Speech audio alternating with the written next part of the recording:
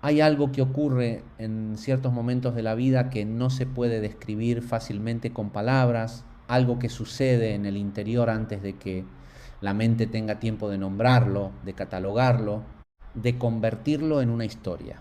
Es una sensación que aparece a veces al despertar por la mañana, cuando todavía no has comenzado a pensar, cuando el ruido habitual de los pensamientos aún no ha llenado el espacio de tu conciencia. En ese instante breve y silencioso, algo en ti sabe que algo está cambiando. No lo puedes explicar todavía. No tienes los argumentos ni las evidencias, pero hay una percepción muy clara, casi física, de que el suelo debajo de tus pies ya no es el mismo de ayer. Y lo que hace la mente inmediatamente es tratar de negarlo, de aplazarlo, de convertirlo en una preocupación o en una ilusión, porque la mente no tolera bien los cambios que no controla. Y quiero hablar contigo hoy precisamente de eso, de lo que ocurre cuando la vida trae consigo transformaciones que no pediste, que no planeaste, que no encajan en el mapa que tenías trazado para ti, y de cómo la conciencia, cuando está verdaderamente despierta, puede relacionarse con el cambio de una manera completamente diferente a como lo hace la mente condicionada. Observa esto por un momento. Cada vez que algo cambia en tu vida, hay una reacción interna que ocurre casi instantáneamente. Antes de que puedas pensar, antes de que puedas analizar, hay ya una respuesta del sistema nervioso, una contracción, una apertura, una resistencia o a veces un alivio. La mente viene después, construyendo la narrativa que justifica esa reacción, pero la reacción en sí misma no es tuya en el sentido en que crees que lo es. Es el resultado de años y años de condicionamiento, de patrones aprendidos, de experiencias pasadas que tu sistema nervioso grabó como amenazas o como oportunidades. Y lo más interesante, lo que casi nunca nos detenemos a investigar, es que esas respuestas condicionadas son las que en gran medida determinan si experimentamos el cambio como sufrimiento o como liberación. No el cambio en sí mismo, sino la relación que tenemos con él desde adentro. Quiero invitarte a investigar algo que tal vez nunca hayas observado con esta profundidad. Piensa en algún cambio que ha llegado a tu vida en los últimos tiempos. Puede ser algo externo, una relación que se transformó, una situación laboral que se modificó, una mudanza, una pérdida, algo que terminó o algo que comenzó de manera inesperada. O puede ser algo más sutil, una sensación interior de que ya no encajas donde antes encajabas, una inquietud que no desaparece aunque intentes ignorarla, una voz muy tenue que dice que algo necesita ser diferente. Y observa lo que ocurre en tu interior cuando piensas en ese cambio. No lo que piensas sobre él, sino lo que sientes en el cuerpo, lo que ocurre en la respiración, lo que aparece en la zona del pecho, del estómago. Porque ahí, en esa respuesta somática, está la clave de toda la investigación que quiero hacer contigo hoy. Junio tiene una cualidad particular que yo he observado en muchas personas a lo largo de los años, no porque los planetas digan algo o porque haya una fuerza mística que actúe en este mes, no me interesa eso. Lo que me interesa es lo que ocurre psicológicamente en ciertos momentos del año. Y junio suele ser uno de ellos, porque es un mes de transición, un mes donde muchas cosas que se sostuvieron durante el primer semestre del año comienzan a mostrar su verdadera naturaleza. Los proyectos que comenzaste con entusiasmo en enero ahora tienen resultados concretos y esos resultados te dicen algo sobre ti que tal vez no querías escuchar. Las relaciones que seguiste manteniendo por inercia ahora pesan de una manera que ya no puedes ignorar. Las decisiones que postergaste durante meses ahora tienen fechas de vencimiento reales. Y todo eso junto crea una presión interior que puede ser muy incómoda, pero esa incomodidad, cuando se mira desde la conciencia y no desde el miedo, es precisamente la señal de que algo en ti está listo para moverse, para soltar, para transformarse. Aquí hay algo muy interesante que quiero que observes. La mente condicionada tiene una relación muy particular con el cambio y esa relación está completamente determinada por la estructura del ego psicológico. El ego, cuando uso esa palabra, no me refiero a nada esotérico ni a ninguna entidad separada de ti. Me refiero simplemente al conjunto de pensamientos, creencias, imágenes y memorias que has aprendido a llamar yo. Ese yo construido necesita consistencia para sentirse seguro. Necesita que mañana sea parecido a hoy, que las personas que conoces se comporten de manera predecible, que tu propia identidad permanezca estable.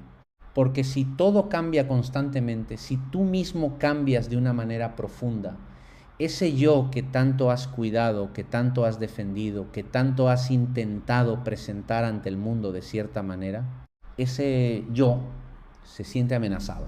Y ahí comienza el conflicto interior. Permítete mirar esto sin juzgarlo. ¿Cuántas veces has resistido un cambio no porque el cambio fuera objetivamente peligroso, sino porque amenazaba la imagen que tienes de ti mismo?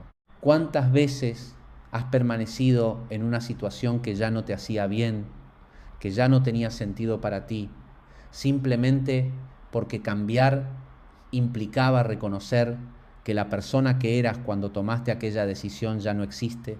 Y ahí está la paradoja más profunda de la condición humana. Nos aferramos a lo que somos, o más bien a lo que creemos que somos, con una fuerza directamente proporcional al vacío que sentimos por dentro. Cuanto menos contacto genuino hay con la propia conciencia, con esa dimensión de ti que no necesita defenderse ni justificarse, con mayor desesperación se aferra la mente a las formas conocidas, a los roles familiares, a las historias repetidas. Yo he observado esto en mí mismo durante años y no lo digo desde una posición de quien ya lo resolvió, porque esto no es algo que se resuelve de una vez y para siempre. Es algo que se investiga continuamente, ¿no? Porque la vida sigue trayendo situaciones nuevas que activan los mismos mecanismos de siempre. Recuerdo momentos en mi propia vida donde algo muy importante estaba cambiando y la mente generaba un ruido ensordecedor para evitar que yo me detuviera a observar lo que realmente estaba ocurriendo. Ese ruido tomaba formas muy sofisticadas. A veces era la forma de la preocupación legítima, argumentos muy racionales sobre por qué no era el momento, sobre los riesgos, sobre las consecuencias. Otras veces era la forma de la distracción. De repente había 1000 cosas urgentes que atender, cosas que en realidad no eran urgentes en absoluto, pero que la mente convertía en prioridades para no tener que sentarse a mirar lo que necesitaba ser mirado. Y otras veces era simplemente el adormecimiento, esa sensación difusa de que todo está bien, aunque nada esté bien, esa anestesia psicológica que permite funcionar en la superficie mientras algo esencial se ahoga en las profundidades. ¿Te reconoces en alguno de esos patrones? No lo digo para que te juzgues. Lo digo porque reconocerlos es el primer movimiento de la conciencia hacia su propia libertad. La observación sin juicio es la herramienta más poderosa que existe para trabajar con estos mecanismos. No el análisis intelectual, no la interpretación psicológica elaborada, no la búsqueda de causas en la infancia o en el pasado, aunque todo eso pueda tener su valor.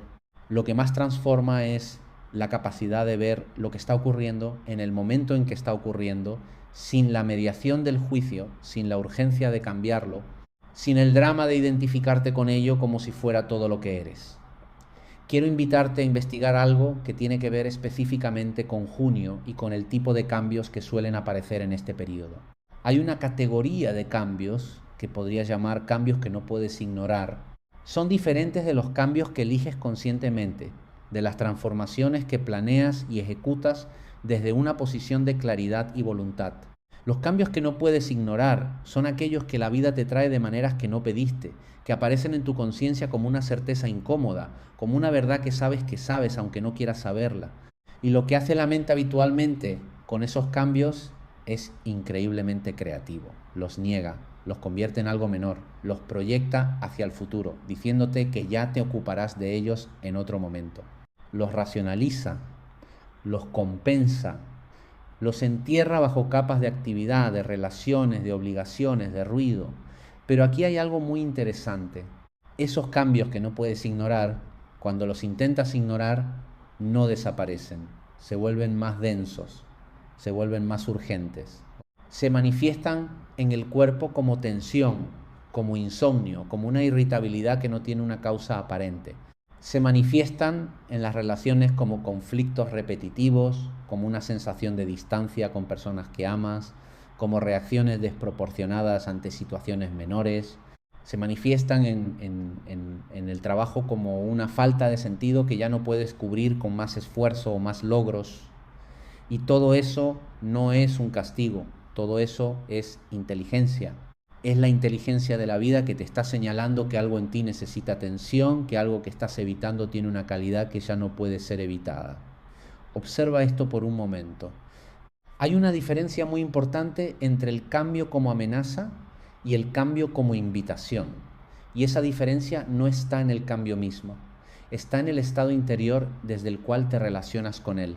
Cuando la conciencia está contraída, cuando estás operando desde el miedo, desde la identidad defendida, desde el yo que necesita protegerse, cualquier cambio, incluso uno pequeño, se percibe como una amenaza, porque desde ese lugar el cambio siempre implica pérdida, siempre implica el riesgo de que algo de lo que eres o de lo que tienes desaparezca.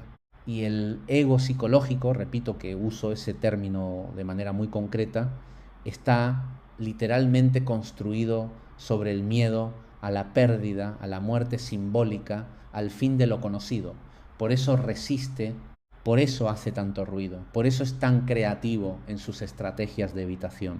Pero cuando la conciencia tiene más espacio, cuando hay una capacidad real de estar presente con lo que es, cuando no estás tan identificado con la historia de ti mismo, el cambio se percibe diferente. No necesariamente como algo agradable, no hay que romantizar el proceso.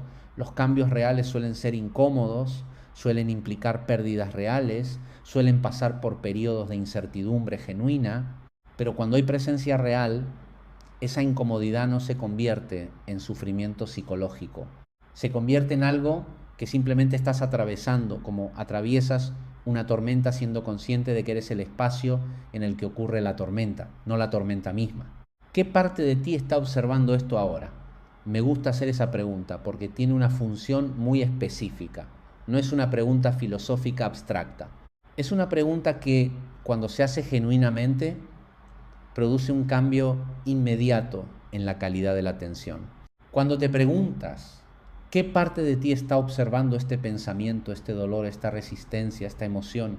Algo en ti se recoge, se silencia y aparece una dimensión más amplia de la conciencia que no estaba activa un momento antes. Esa dimensión es lo que algunos llaman el observador, otros lo llaman el testigo, yo prefiero simplemente llamarla la conciencia despierta. Y lo más importante que puedo decirte sobre ella es que no cambia. No importa lo que estés pensando, no importa lo que estés sintiendo, no importa qué cambios estén ocurriendo en tu vida, esa dimensión de ti que puede observar todo eso permanece siempre como fondo. Es la pantalla sobre la cual se proyecta todo el movimiento de la vida psicológica. Y aquí llegamos a algo que es central en esta investigación. El sufrimiento psicológico que acompaña a los grandes cambios de vida no viene del cambio en sí mismo, viene de la identificación, viene de confundir lo que eres con lo que tienes, con lo que haces, con cómo te ven los demás, con los roles que desempeñas, con las historias que repites sobre ti. Cuando esa identificación es muy intensa, cuando tu sentido del yo está completamente fusionado con cierta imagen de ti mismo, con cierta situación, con cierta relación, entonces cualquier cosa que amenace eso se percibe literalmente como una amenaza a tu existencia, no metafóricamente, literalmente. El sistema nervioso responde como si estuvieras en peligro físico real. Y desde ese estado de activación del sistema nervioso, tomar decisiones claras, ver con lucidez lo que realmente necesitas, actuar desde la sabiduría en lugar de desde el miedo, todo eso se vuelve extremadamente difícil. Tal vez nunca te hayas detenido a observar esto con esta nitidez. La ansiedad que sientes ante los cambios, la resistencia que aparece cuando algo necesita transformarse, el apego desesperado a las formas conocidas aunque ya no te sirvan, todo eso tiene su raíz en este mecanismo de identificación. Y lo interesante es que cuando ves esto claramente, cuando realmente lo ves y no solo lo entiendes intelectualmente, algo comienza a aflojarse. No porque hayas resuelto el problema, no porque hayas encontrado una técnica o una estrategia, sino porque la mera visión de cómo funciona el mecanismo ya crea distancia entre tú y el mecanismo. Y esa distancia es el principio de la libertad interior. Quiero explorar contigo algo más concreto ahora. Los cambios que junio suele traer, o más bien los cambios que en este periodo del año la vida muestra con mayor claridad, suelen caer en algunas categorías que reconozco como muy comunes en la experiencia humana. Una de ellas tiene que ver con las relaciones. Es frecuente que en esta época del año, cuando se hace un balance natural del primer semestre, aparezca con mucha claridad el estado real de las relaciones importantes. No la imagen que tienes de esas relaciones, no el deseo de que sean de cierta manera, sino cómo realmente son. Y esa visión puede ser muy incómoda. Puede revelar que una relación que pensabas que estaba bien, en realidad lleva mucho tiempo basándose en la conveniencia o en el miedo a la soledad, más que en una conexión genuina. Puede revelar que una relación que considerabas acabada todavía tiene algo vivo que merece atención. Puede revelar dinámicas de dependencia, de control, de comunicación que no funciona, que siempre estuvieron ahí, pero que de alguna manera no querías ver. Y observa lo que hace la mente con esa visión. La primera respuesta suele ser el rechazo. Esto no es así. Exageré, estoy siendo muy crítico. Y luego viene la proyección, el otro es el problema, el otro necesita cambiar, si el otro cambiara esto sería diferente. Y luego viene la resignación, así son las cosas, así son las personas, no hay nada que hacer. Cada una de esas respuestas tiene una función protectora para el ego. Cada una de ellas evita que tengas que hacer el movimiento más difícil, que es el de mirarte a ti mismo con honestidad, sin defensas, sin la necesidad de tener razón, sin la urgencia de que los demás sean distintos de lo que son. Y si el problema no fuera lo que ocurre en la relación, sino la manera en que te estás relacionando con lo que ocurre, no lo digo para absolverle al otro de su responsabilidad. Lo digo porque el único lugar desde el cual realmente puedes transformar cualquier relación eres tú mismo. No porque seas el culpable de todo, sino porque eres el único ser sobre el que tienes alguna posibilidad real de influencia. Y cuando comienzas a trabajar genuinamente sobre tu propia percepción, sobre tus propias reacciones condicionadas, sobre tu propio condicionamiento, algo en las relaciones se mueve inevitablemente. A veces se sanan, a veces se transforman en algo completamente diferente. Y a veces, cuando hay claridad real, se reconoce que esa relación ya terminó hace tiempo y lo que queda es solo el miedo a reconocerlo. Aquí hay algo muy interesante que quiero señalar. Hay una diferencia fundamental entre el final de una relación como fracaso y el final de una relación como completud. La mente condicionada, especialmente la que fue formada en ambientes donde el amor era condicional, donde tu valor dependía de lo que lograras o de cuánto durarás, esa mente tiende a interpretar todo fin como fracaso, como evidencia de que algo estuvo mal, de que fallaste, de que no eres suficiente. Y esa interpretación genera un sufrimiento enorme que a menudo no tiene nada que ver con la realidad de lo que ocurrió. Porque muchas relaciones, muchos capítulos de vida, muchas situaciones terminan no porque hayan fallado, sino porque cumplieron su ciclo, porque dieron lo que tenían que dar, porque la persona que eras cuando comenzaste ese capítulo ya no es la misma persona que eres ahora. Y sostener algo que ya completó su ciclo con la esperanza de que el esfuerzo lo reviva no es madurez ni perseverancia. Es miedo disfrazado de responsabilidad. Permítete mirar esto sin juzgarlo. ¿Hay algo en tu vida ahora mismo, en junio de este año, que sabes que ya cumplió su ciclo pero que no tienes el valor de reconocer abiertamente? ¿Hay una conversación que necesitas tener pero que sigues aplazando? Hay una decisión que ya tomaste en lo profundo de ti, pero que tu mente sigue cuestionando con argumentos de la racionalidad y del miedo. No te pido que hagas nada ahora mismo.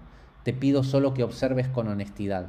Porque la honestidad interior, la capacidad de mirar lo que realmente es sin la distorsión del deseo de que sea diferente o del miedo de que sea como es, esa honestidad es la base de toda transformación genuina. Hay otra categoría de cambios que junio suele traer a la superficie con mucha intensidad y tiene que ver con el trabajo, con el propósito, con la dirección de la energía vital. Hay personas que llegan a este punto del año y se dan cuenta de que han estado invirtiendo su tiempo y su energía en algo que ya no tiene sentido para ellas, no necesariamente porque sea malo o porque esté mal hecho, sino porque ya no resuena con lo que en este momento sienten que son o que quieren ser.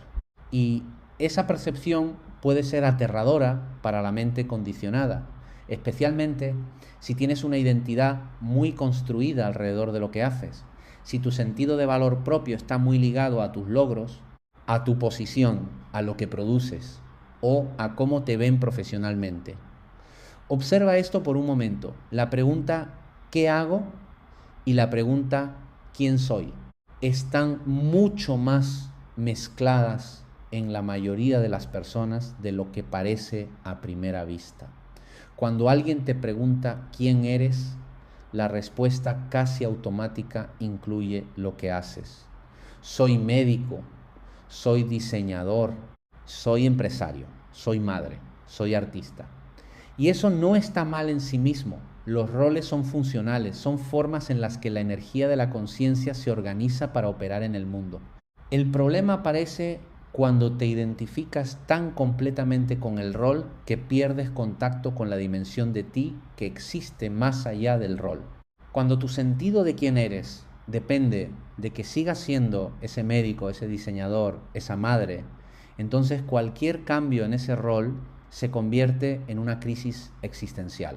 Y lo que observo es que hay muchas personas que permanecen en situaciones que ya no les corresponden, en trabajos que ya no les nutren, en roles que ya no reflejan quiénes son, simplemente porque el miedo a perder la identidad asociada con ese rol es mayor que el malestar de seguir en él.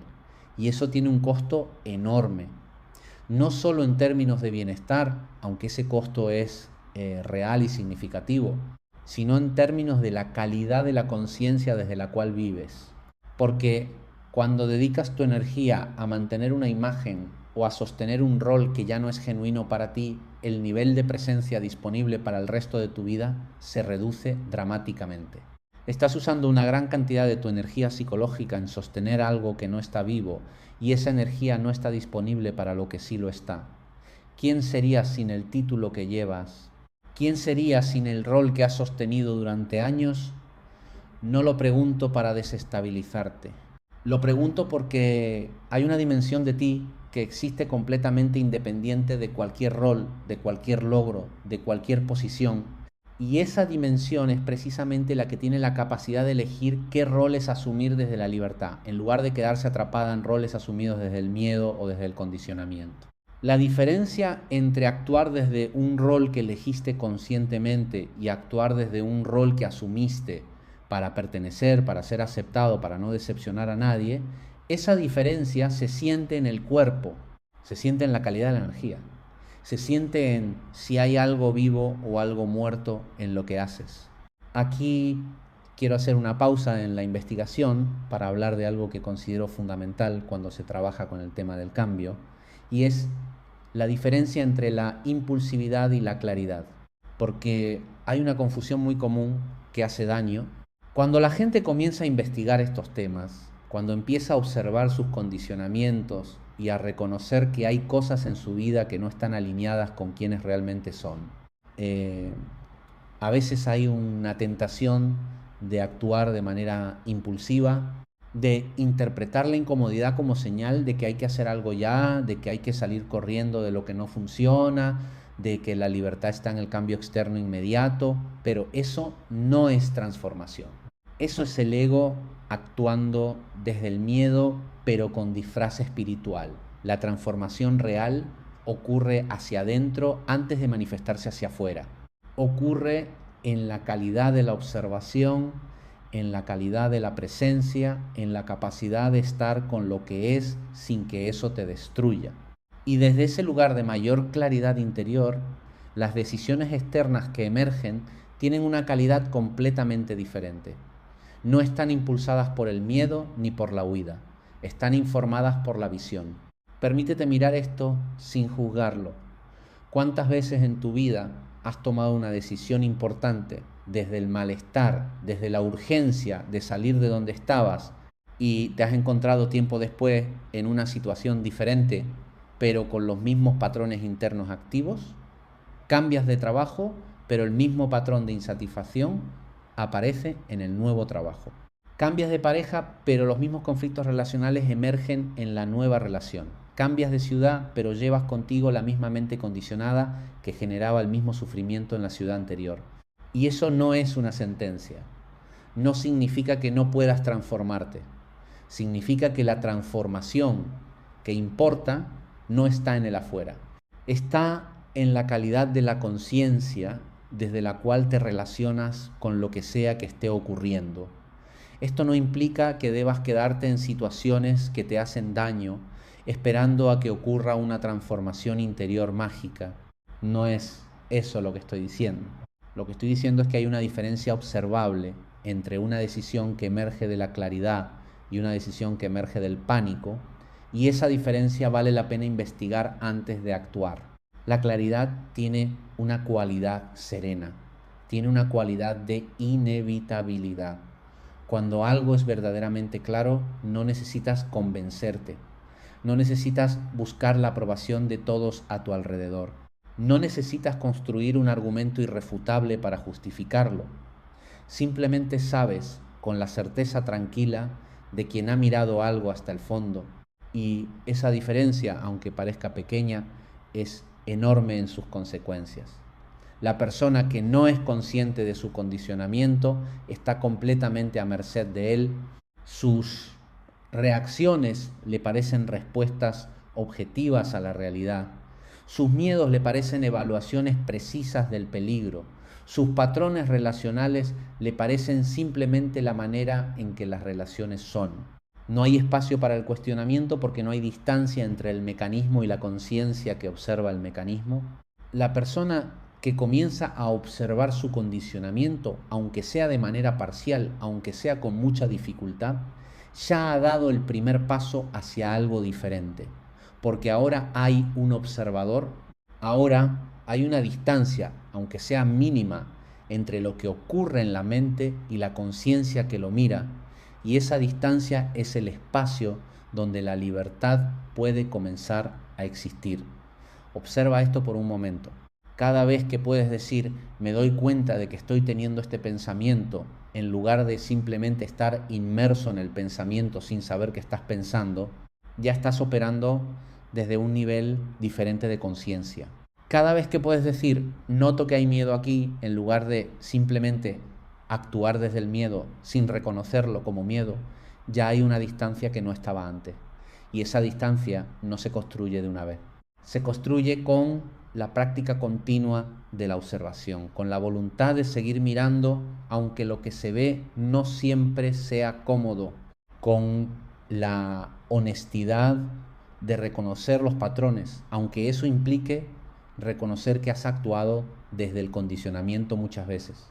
Quiero hablar ahora de algo que tiene que ver con la responsabilidad personal en el contexto del cambio, porque creo que es un tema que suele ser malentendido en sus dos extremos. Por un lado está la tendencia a no asumir responsabilidad, a ver los cambios difíciles como algo que le ocurre a uno desde afuera, como si uno fuera principalmente víctima de circunstancias, de personas, de situaciones sobre las que no tiene ningún poder. Y por otro lado está la tendencia contraria, la de asumir una responsabilidad excesiva y mal ubicada, de creer que todo lo que ocurre en la vida es consecuencia directa de los propios pensamientos o intenciones, de culparse por todo lo que no resulta como se esperaba. Ninguno de esos dos extremos es útil. La responsabilidad personal, que me parece genuina y transformadora, no tiene que ver con culpa ni con omnipotencia. tiene que ver con la capacidad de reconocer la propia participación en lo que ocurre, no en el sentido de que causaste todo lo que te pasa, sino en el sentido de que siempre hay un punto de influencia desde el cual puedes elegir cómo responder. Siempre. Incluso en las situaciones más difíciles, incluso en las pérdidas más devastadoras, incluso en los cambios más radicales que no elegiste, hay un espacio, a veces muy pequeño, pero siempre presente, desde el cual puedes elegir la calidad de tu presencia ante lo que está ocurriendo. Y esa elección, aunque parezca pequeña, es lo más importante que tienes. Tal vez nunca te hayas detenido a observar esto. Hay personas que han vivido circunstancias extremadamente difíciles y han emergido de ellas con una mayor lucidez, con una mayor apertura al mundo, con una mayor capacidad de amor y de presencia. Y hay personas que han vivido circunstancias relativamente menos difíciles, pero que se han contraído completamente, que se han vuelto más rígidas, más temerosas, más cerradas. La diferencia no está en las circunstancias, está en la relación que cada persona tiene con sus propias experiencias, en el nivel de conciencia desde el cual las habita. Y eso no significa que seas responsable de todo lo que sientes, de todas las reacciones que tienes, de todos los patrones que emergen. Muchos de esos patrones fueron formados antes de que tuvieras la capacidad de elegir. Muchas de esas reacciones son automáticas y no responden a una decisión consciente. La responsabilidad no está en que esas cosas no ocurran, está en lo que haces cuando se hacen visibles, en si las observas o las niegas, en si te cuestionas o te justificas, en si te permites crecer o prefieres quedarte en la zona conocida aunque sea incómoda. Aquí hay algo que quiero decir sobre el silencio interior y su papel en la transformación. Vivimos en un mundo con un nivel de ruido sin precedentes en la historia humana. No solo ruido físico, sino ruido informacional, ruido emocional, ruido de estímulos, ruido de demandas, ruido de voces internas que nunca se detienen. Y ese ruido tiene un efecto muy concreto sobre la capacidad de la conciencia de percibir con claridad, de conectarse con lo que genuinamente es verdadero, de escuchar esa dimensión más funda de la propia inteligencia que opera más allá del pensamiento. El silencio interior no es la ausencia de pensamientos. Eso es un malentendido común. El silencio interior es la capacidad de no ser arrastrado por los pensamientos, de dejar que aparezcan y que se vayan sin que tomen el control de la conciencia. Es un espacio de atención que puede estar presente incluso en medio del movimiento y del ruido externo. Y cuando ese espacio está disponible, cuando hay aunque sea momentos de ese silencio, la percepción cambia cualitativamente. Las cosas que antes eran opacas se vuelven más claras. Los cambios que antes se sentían como amenazas se revelan como invitaciones. Las decisiones que antes requerían semanas de análisis agonizante emergen con una claridad que no depende del pensamiento. Permítete mirar esto sin juzgarlo. ¿Cuándo fue la última vez que estuviste en verdadero silencio interior? No necesariamente en silencio físico, aunque eso también puede ser de ayuda, sino en silencio interior, sin estar siguiendo una cadena de pensamientos, sin planificar ni revisar, sin entretenerte con contenido, sin mantener ninguna conversación interna, simplemente presente con lo que es. Para muchas personas esa experiencia es tan infrecuente que cuando ocurre resulta casi incómoda, porque el ruido interno se ha vuelto tan familiar que su ausencia se siente extraña. Y eso en sí mismo es información muy valiosa sobre el grado en que el sistema nervioso está crónicamente activado, sobre la medida en que la mente necesita estar ocupada para sentirse segura. Y lo que quiero decir sobre los cambios de junio y sobre cualquier periodo de transformación intensa es que el silencio interior no es un lujo, es una necesidad funcional para navegar el cambio con inteligencia. Porque en el silencio, cuando hay quietud genuina, emerge una percepción que no está disponible cuando la mente está en su actividad habitual. Una percepción más directa de lo que es verdadero, de lo que importa, de lo que se necesita. no como una voz mística ni como una revelación sobrenatural, sino simplemente como la inteligencia de la vida, que siempre está disponible, pero que el ruido de la mente condicionada habitualmente cubre. Quiero hacer un movimiento hacia la integración de todo lo que hemos explorado juntos, porque hay algo que quiero dejar muy claro antes de cerrar esta reflexión. Todo lo que hemos investigado aquí, la identificación con el ego, el condicionamiento, el miedo al cambio, la búsqueda de aprobación, la resistencia a la incertidumbre, todo eso no es evidencia de que algo esté mal en ti, no es evidencia de que hayas fallado en algún proceso de desarrollo. Es simplemente la descripción de cómo opera la mente humana en la mayoría de las personas, en la mayor parte del tiempo. Y el hecho de que puedas escuchar esto, de que puedas reconocer estos mecanismos en tu propia experiencia, de que algo en ti se identifique con lo que estamos explorando, eso ya es un movimiento de la conciencia hacia una mayor lucidez, ¿no? La transformación no es algo que ocurre una vez y luego ya está, no es un destino. Es un proceso que se despliega continuamente en cada momento en que eliges la observación sobre la reacción, en cada momento en que eliges la honestidad sobre la comodidad, en cada momento en que permites que algo que ya no es verdadero para ti comience a moverse, aunque eso sea incómodo. Y ese proceso no requiere que seas perfecto, no requiere que ya no tengas miedos, ni condicionamientos, ni patrones automáticos. Requiere solo que estés dispuesto a seguir mirando, a seguir cuestionando, a seguir eligiendo la presencia sobre el adormecimiento. Aquí hay algo muy interesante que quiero señalar sobre la naturaleza de la libertad interior. La libertad interior no es la ausencia de circunstancias difíciles, no es la garantía de que nada doloroso va a ocurrir, no es el estado de quien está siempre en paz y nunca es perturbado. Esa imagen de la libertad es una fantasía que la mente proyecta hacia el futuro como objetivo inalcanzable, y ese mismo movimiento proyectivo le impide reconocer la libertad que ya está disponible en el presente. La libertad interior es la capacidad de estar con lo que es sin que eso defina completamente lo que eres. Es la capacidad de atravesar la dificultad sin perderte en ella. Es la capacidad de soltar lo que ya no sirve sin que soltar implique destruirte. Es la capacidad de no saber con certeza lo que viene y seguir actuando desde el corazón de lo que te parece verdadero. Es la capacidad de ser cambiado por la vida sin por eso dejar de ser tú. Y esa libertad no la regala nadie, no la da ninguna técnica ni ninguna filosofía. Emerge de la práctica continua, de la observación consciente, de la voluntad de seguir mirando hacia adentro con honestidad, de la disposición a soltarte del yo conocido lo suficiente como para descubrir que hay algo en ti que no necesita ser sostenido, que ya es, independientemente de lo que ocurra afuera. Y lo que junio trae, los cambios que no puedes ignorar, las transformaciones que están en movimiento en tu vida ahora mismo, todo eso es, en última instancia, una invitación.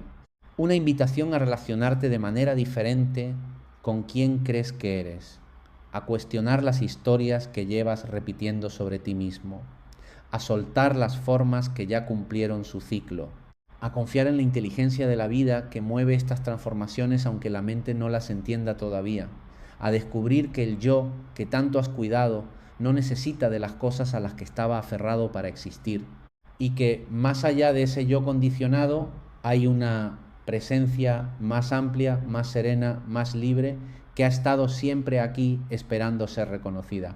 ¿Quién serías sin la historia que repites sobre ti?